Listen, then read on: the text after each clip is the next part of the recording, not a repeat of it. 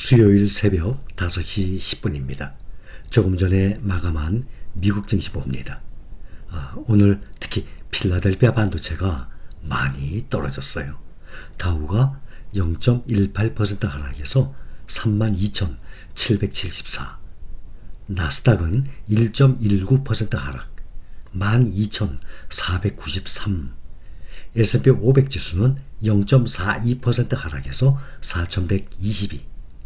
필라델피아 반도체가 4.57% 하락했습니다.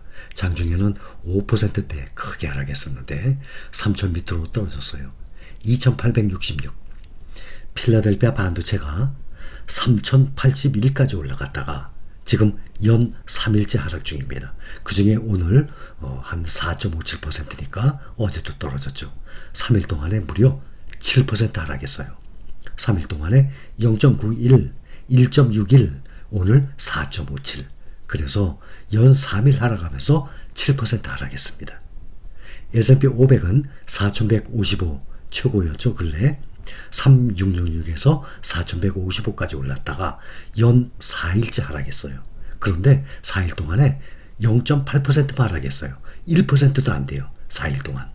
0.08, 0.16, 0.12, 오늘 0.42 이렇게 조금씩 소폭으로 하락해서 4일째 하락, 그럼 보통 한 2, 3%가 보통 기본인데 4일째 하락인데 1%도 안 돼요. 0.8% 하락했습니다. 그래서 4,155에서 지금 4,122입니다. 나스닥도 마찬가지로 필라델피아 반도체에 비해서는 많이 안 떨어졌어요. 12,720까지 갔다가 필라델피아 반도체처럼 연 3일째 하락 중입니다. 그런데 0.5%, 0.1%, 오늘 좀 크게 1.19% 하락해서 합해서 3일 동안에 1.8% 하락했습니다. 그러니 0.8, 1.8% 하락했는데 필라델피아 반도체만 무려 7%나 폭락을 하다시피 했습니다.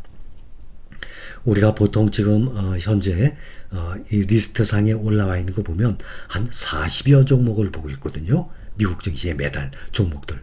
그 중에 딱 4종목만 상승했어요. 애플 0.03, 마이크로소프트 0.71, 알리바바 0.32, LIT ETF, 글로벌 리튬이죠. 0.08. 4종목만 아주 그것도 조금 상승했어요. 나머지는 모두 하락을 했습니다. 빅테크 대형주들은 평균 1%대 하락을 했어요. 테슬라 전기차주들은 최고 7%대까지 하락을 했습니다. 테슬라가 2.44% 하락해서 $850입니다. 반도체주들은 당연히 하락폭들이 아주 크죠. 엔비디아 4% 가까이 3.97%, 지금 $170입니다. ASML이 5.52% 하락, AMD 4.53%, 어플라이드 7.58%, 램리서치도 7.88%, 마이크론이 3.74%, 최고 7%대로 하락을, 폭락을 하다시피 했습니다. 어제는 엔비디아, 오늘은 마이크론, 이 암울한 절망이 반도체 주식들과 기술주들의 이 주가를 완전히 끌어내렸습니다. 조 바이든 미국 대통령이 반도체 산업에 지원하는 반도체법에 서명을 했습니다. 서명을 할 것은 당연한 사실이었죠. 조 바이든이 원하는 거였으니까. 그런데도 불구하고 미국의 주요 반도체 기업들이 반도체 수요 침체를 이유로 연달아 이 가이던스, 앞으로 실적 전망치를 낮춘 것이 기술주 투자 심리에 아주 찬물을 끼얹다시피 했습니다. 어제는 엔비디아가 2분기 매출이 전분기보다 약 20% 가까이 급감할 것으로 보인다고 예고를 했죠.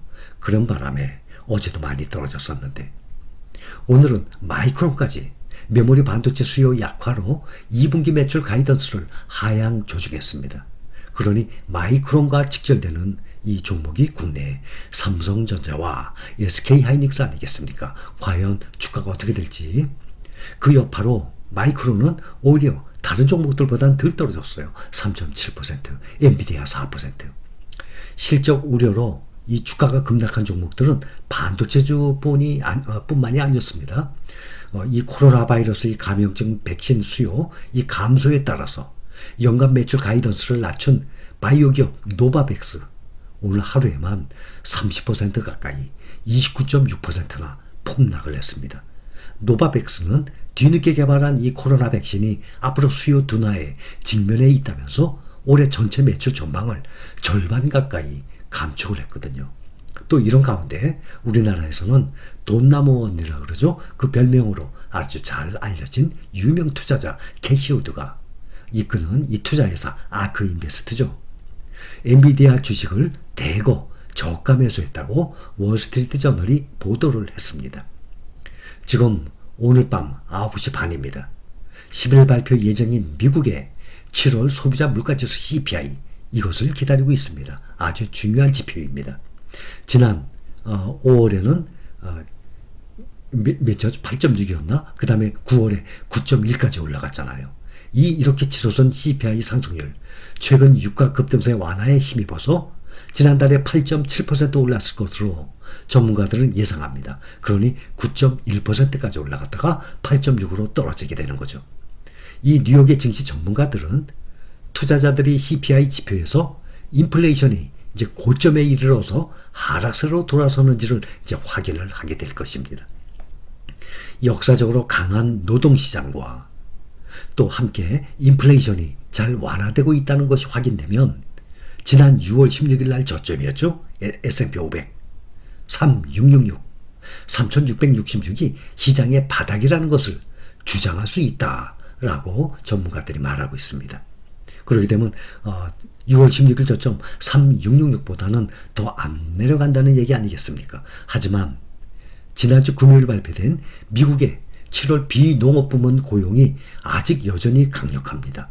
또 임금 상승도 지속되고 있는 상황이에요. 그래서 9월 하순에 FOMC 연방공개시장위원회죠. 이 정례회의 관련해서 트레이더들은 시장의 분석가들은 3분의 2 확률로 이번에도 자이언트 스텝 0.75%의 금리 인상이 또 이루어질 것으로 전망을 하고 있습니다. 이렇게 0.75로 전망을 계속하다 보면 0.75를 예상을 하고 주가가 흐르게 되겠죠. 유가는 하락을 했습니다. 뉴욕 상업거래소에서 9월물 서부 텍사스산 원유 WTI 가격은 전날보다 0.29% 내린 배럴당 90.5달러로 거래를 마쳤습니다. 요즘에 근래에 3, 4일간의 이 하락폭을 보면 S&P 500은 정말 방어를 잘하고 있습니다. 4일째 하락하면서 1% 안 되게 0.8%나 하락했는데 반면에 필라델피아 반도체는 오늘의 4.57% 하락은 하루 낙폭으로는 6월 16일이 저점이었죠. 그때 S&P 500 366이었으니까 그날 6월 16일 저점 이후에 하루 하락폭으로는 오늘이 최고로 큰 날이었습니다. 오늘도 국내에 장이 열리게 되며 특히 필반나를 비롯해서 반도체 관련주들 또 마이크론의 또 암울한 미래 전망을 봐서 반도체 관련주들 국내 삼성전자 또 SK하이닉스 이러한 종목들의 주가 흐름을 봐야 되겠습니다. 자, 오늘 모닝브리핑 여기까지입니다. 감사합니다.